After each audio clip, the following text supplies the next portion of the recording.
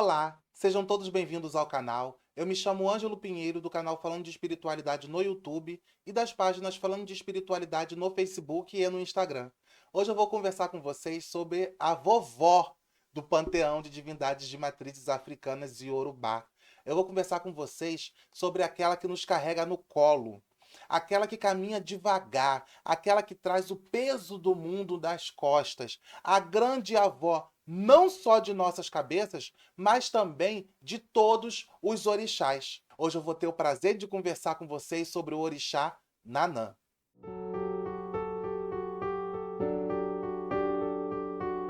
Meus amores, Nanã é aquele orixá que carrega todo um histórico, que carrega toda uma egrégora e toda uma força desde a criação da humanidade. Ela esteve presente na criação do mundo. Então ela traz toda aquela ancestralidade, aquela magia antiga, coisas que hoje em dia a gente nem sonha em saber que existiam. Nanã está presente desde então, ela está presente desde a criação do mundo. Então, a idade dela, com a sua representatividade, não é somente um arquétipo, não é somente um corpo fluido. Nanã já era uma senhora, já era uma força da natureza, uma divindade anciã. Como toda a pessoa com mais vivência, traz também uma bagagem muito maior, um discernimento, uma calma, uma sabedoria, uma tranquilidade que só os mais velhos conseguem trazer no decorrer de suas vidas. Então, Nanã não é aquele orixá intempestivo, não é aquele orixá que quer resolver tudo em cima da hora, que resolve tudo na briga, na guerra, na batalha, na demanda. Não, Nanã é aquela temperança, com todo aquele seu bailar calmo, tranquilo, suave, seus movimentos friamente calculados, com muita destreza e com muita personalidade, nos traz toda essa ancestralidade, nos traz toda essa força. Nanã veio da lama e Nanã nos traz esse tipo de ensinamento. Da lama viemos, para a lama voltaremos. Para além disso, Nanã é detentora de grandes feitiços, é um orixá, uma Iabá extremamente feiticeira, extremamente astuta, muito caridosa, muito acolhedora, mas também tem o seu lado ranzinza, tem um lado vingativo muito forte e muito presente. Não queiram estressar Nanã. Não queiram entrar em uma briga ou em uma demanda com um filho de Nanã ou uma filha de Nanã, porque este orixá cobra. Este orixá odeia injustiça, odeia fofoca, odeia briga, odeia falsidade. Detesta que as pessoas utilizem da sua palavra para difamarem outras pessoas. É muito raramente vocês vão ver um filho de Nanã envolvido em algum tipo de fofoca, porque são pessoas extremamente discretas, são pessoas contidas, são pessoas polidas. Existem até um nível, uma hierarquia, uma postura diferente dos filhos de Nanã. Porque Nanã é exatamente isso. Nanã carrega isso, não é? Então não se enganem achando que Nanã é somente a vovozinha velhinha. Porque não é. Não é. É um orixá que cobra por justiça. É um orixá que odeia desigualdade. Não gosta de violência. Não gosta de coisas muito próximas e atitudes muito peculiares a nós, seres humanos. Então, a gente precisa se polir, a gente precisa aparar as arestas para estar e para conseguir cultuar esse orixá da melhor forma possível. Nanã é responsável pelo portal entre a vida e a morte. Nanã não está ligada ao culto dos mortos, mas ela é a guardiã deste portal, o portal deste caminho. Vocês sabem que Nanã é a orixá responsável pela nossa perda de memória na vida anterior. Então você consegue ver como ela está presente na nossa passagem. Ou seja, a gente passa por tanta coisa na nossa vida, né, que a gente se pergunta, meu Deus, que mal eu fiz. Eu devo ter feito muita besteira na vida anterior, porque isso não é possível. E essa consciência cósmica, eu não quero mais voltar, eu não quero mais reencarnar. Nanã é exatamente responsável pela nossa perda de memória da vida anterior. Nós temos essa bagagem que quando nós viermos a desencarnar, tudo vai voltar como um filme. Nós vamos ter essa consciência, esse inconsciente coletivo. Tudo aquilo que nós fizemos e passamos, nós vamos ter ciência absoluta. Porém, quando nós reencarnamos, nós não podemos voltar com esse tipo de memória, porque senão ou nós voltaríamos muito revoltados por termos que voltar, ou nós voltaríamos muito deprimidos, muito tristes devido aos erros que outrora nós cometemos, ou nenhuma coisa nem outra, mas nós agiríamos neste plano da melhor forma possível, a fim de que a gente conseguisse resgatar tudo aquilo que nós fizemos lá atrás. Ou seja, não seria algo orgânico, nós seríamos robôs que viríamos para cá para cumprir um cronograma estabelecido, a fim de que a gente consiga resgatar este karma e chegar ao Dharma. Ou seja, que vantagem Maria leva? Não, meu amor, você vai voltar sem saber o que você fez ou deixou de fazer, porque você vai passar por um novo teste. Cada encarnação é mais uma chance para que a gente consiga resgatar nossos erros cometidos e para que nós nos tornemos pessoas melhores. Quem é responsável por essa perda de memória momentânea após a nossa reencarnação é Nanã. Nanã também é aquele orixá que é responsável por limpar nossa mente no decorrer dessa jornada, no passar deste portal. Porque muitas pessoas, espíritos, na verdade, desencarnados, entram em conflito muito grande após o seu desencarne, por não se conformarem por vários motivos. Então, após essa passagem desse portal, nós somos limpos por Nanã, para que a gente consiga administrar todo esse volume de informação.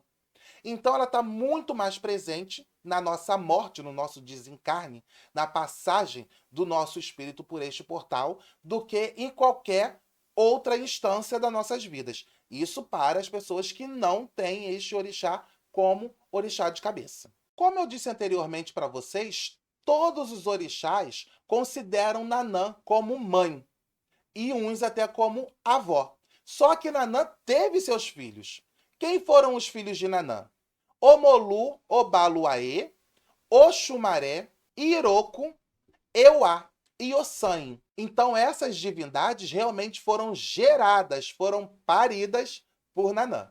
Agora eu vou contar para vocês 2 itãs sobre Nanã que nos ajudam a entender um pouco da história dessa grande Iabá.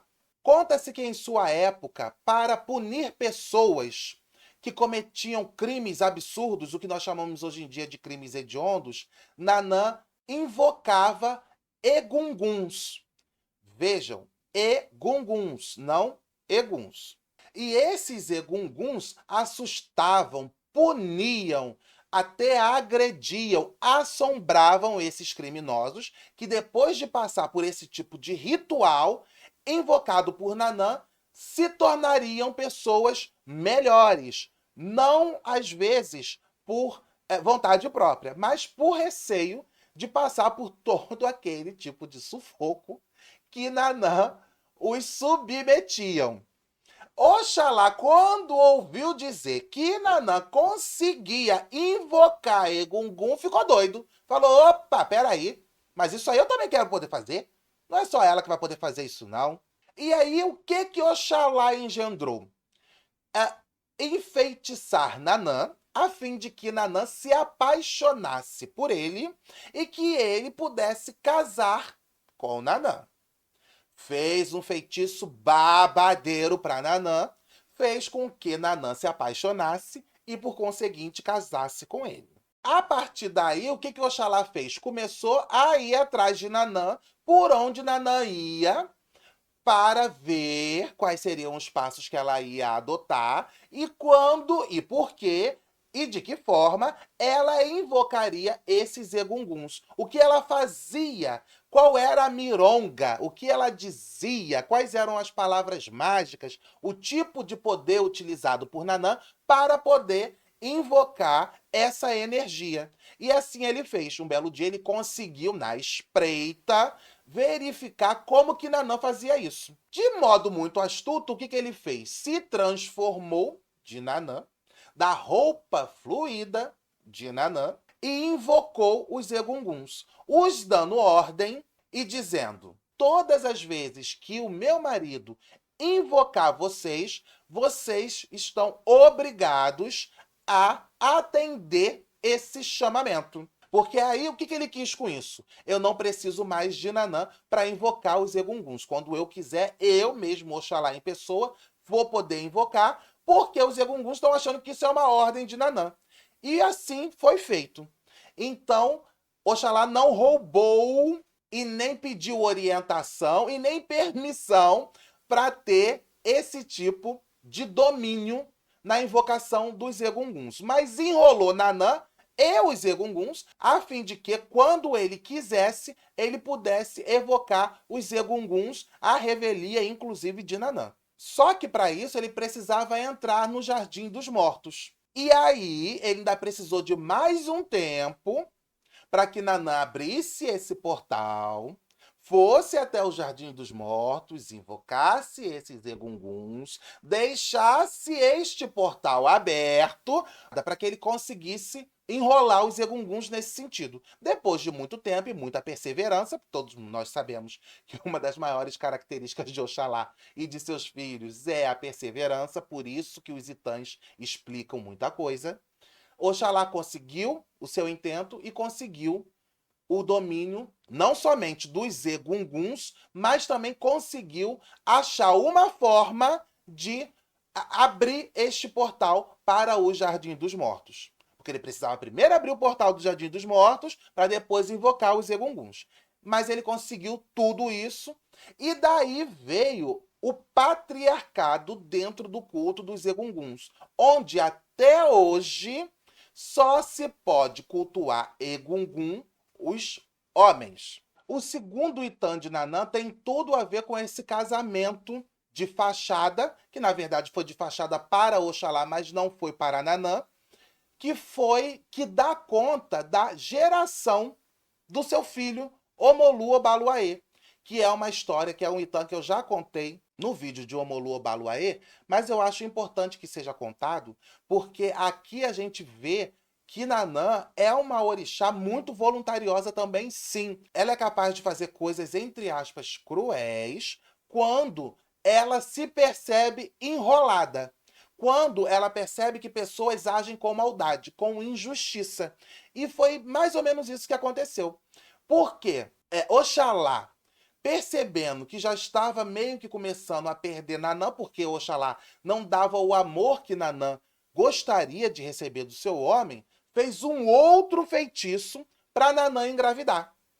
Ele queria um filho e ele achou que dessa forma ia dar uma amansada em Nanã, porque daria um filho para Nanã, seria a perpetuação da espécie, do amor deles, e que Nanã ia dar uma acalmada e iria querer continuar casada com ele. Porque por Nanã ser um orixá extremamente poderoso, Oxalá não queria perder essa aliada, não queria perder essa aliança com essa orixá antiga, de sua época. E aí enfeitiça Nanã, Nanã engravida de Omolu Obaluaê. Quando Omolu Obaluaê nasce, Omolu Obaluaê nasce com o quê? Com as suas chagas. Por quê? Porque o feitiço de Oxalá foi um feitiço feito em cima de injustiça, foi um feitiço feito em cima de terceiras intenções, e o próprio universo se encarregou de mostrar isso de alguma forma para Nanã, para que Nanã não continuasse sendo enrolada. Nanã prontamente, quando viu seu filho nascido e viu aquela situação daquela criança, ela falou: não, tem alguma coisa errada acontecendo. Puxou todo o fundamento e descobriu toda essa engenharia feita por Oxalá. Nanã, tomada por um ódio profundo e para prejudicar sobretudo Oxalá, abandonou seu filho à beira de uma praia, que foi quando Iemanjá avistou aquela criança e cuidou daquela criança até que aquela criança fosse um ser independente.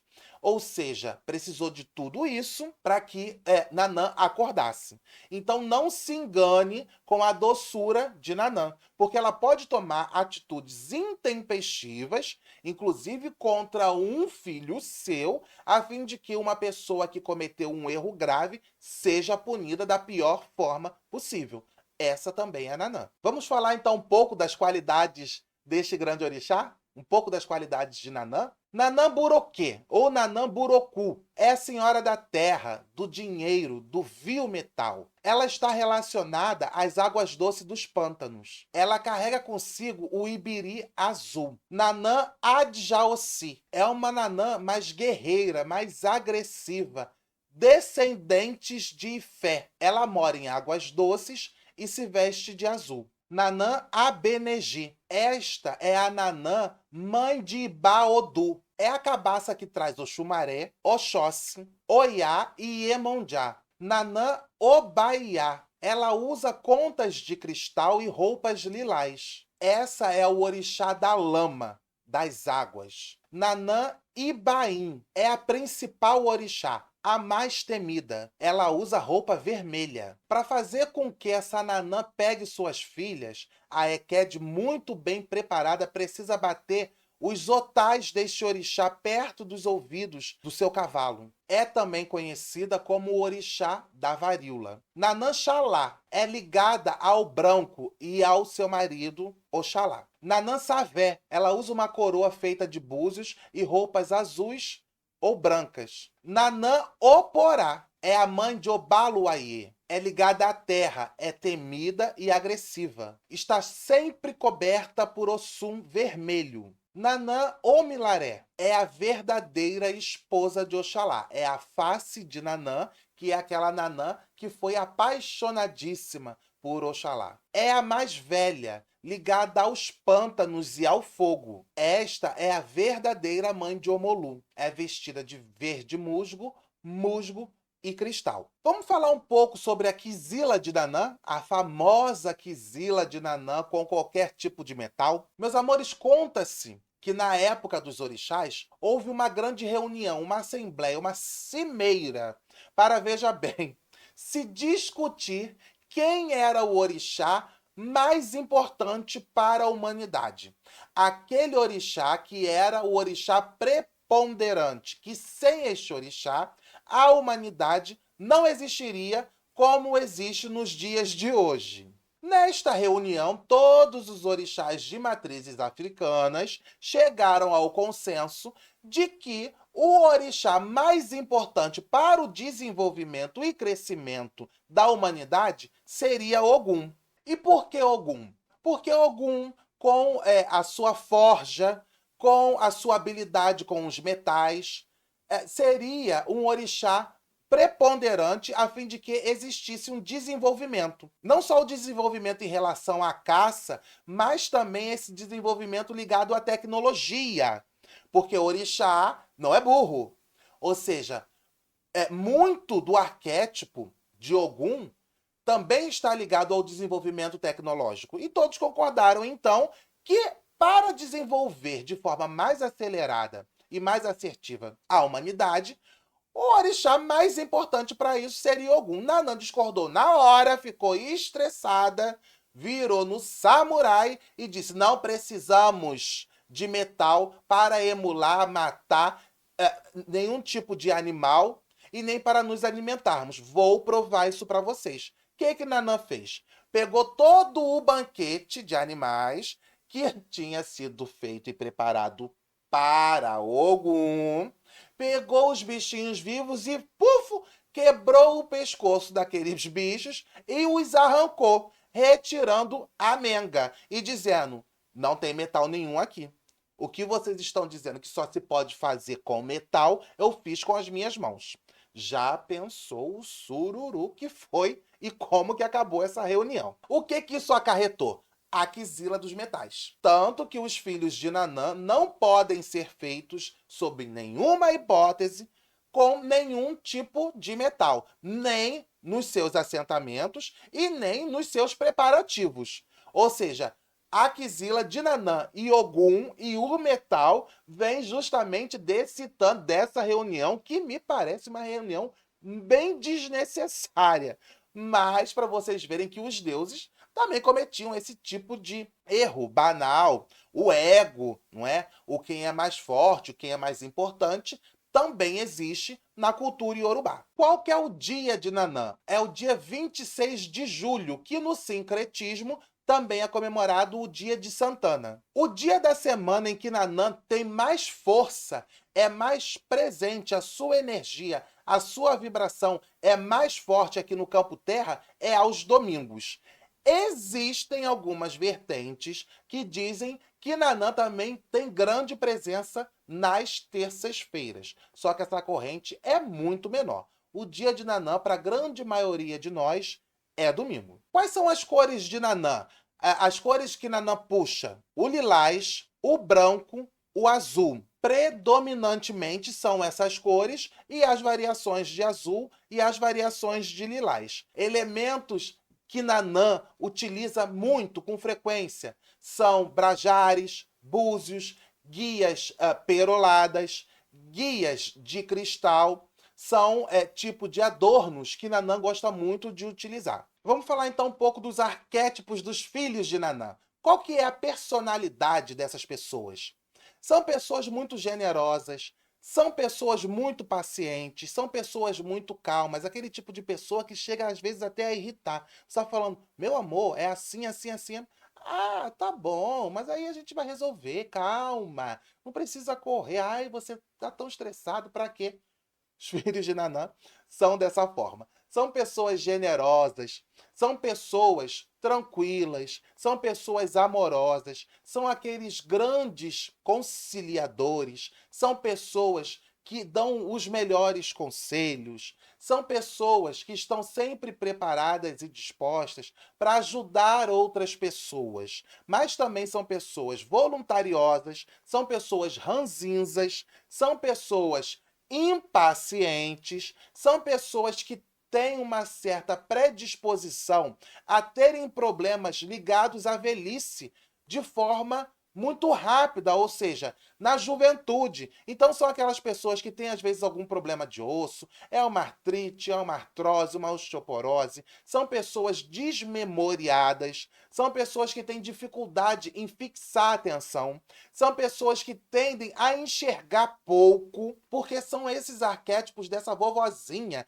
dessa senhora que eles carregam. São pessoas que têm perfil de serem grandes educadores, professores, diplomatas. São pessoas que gostam de educar, que educam com paciência, com discernimento. São pessoas que tendem a respeitar muito a posição das outras, não tendem a impor 100% a sua vontade. São pessoas mais permissivas nesse sentido, conseguem entender que nem tudo é a ferro e fogo, que um diálogo resolve muito mais problemas do que a guerra. São pessoas intuitivas, não costumam ter medo da morte. São pessoas que têm uma mão fantástica para feitiçaria.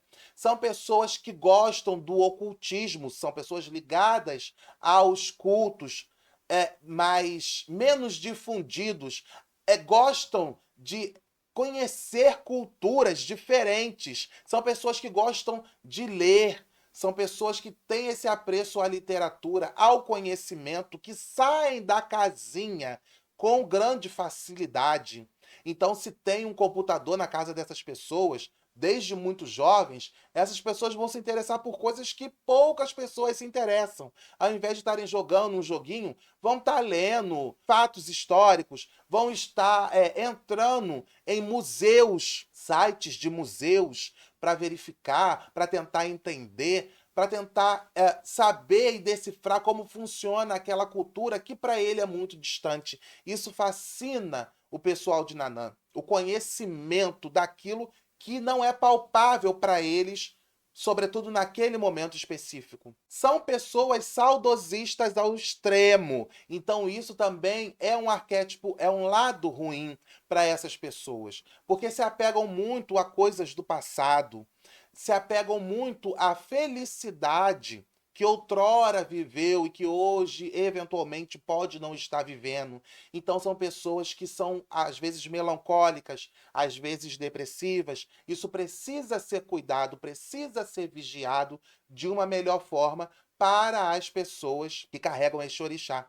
Então, são pessoas carentes também. Vocês que conhecem um filho ou uma filha de Nanã, mimem essa pessoa, que por mais que pareça que elas não são muito afeitas ao carinho, à atenção, elas são sim. Elas só têm dificuldade de externar isso, de pedir isso. E elas acham que você tem obrigação de saber. Você tem que ter bola de cristal e saber que elas gostam sim de serem mimadas. Mas são pessoas também extremamente justas, sábias, que gostam de cobrar do errado, que gostam de interpelar, cobrar e comprar a briga de pessoas que são injustiçadas. Então são amigos leais, ferozes. São aqueles tipos de pessoas que compram a sua briga, sim, se eles entenderem que você está passando por algum tipo de injustiça. Então são grandes amigos, são pessoas que são rodeadas de bons amigos, porque esses amigos conseguem entender e conseguem verificar e admirar essa personalidade das pessoas que carregam Nanã. Mas os filhos de Nanã também podem ser um tanto ou quanto dissimulados. Por quê? Porque eles conseguem esconder a sua impetuosidade.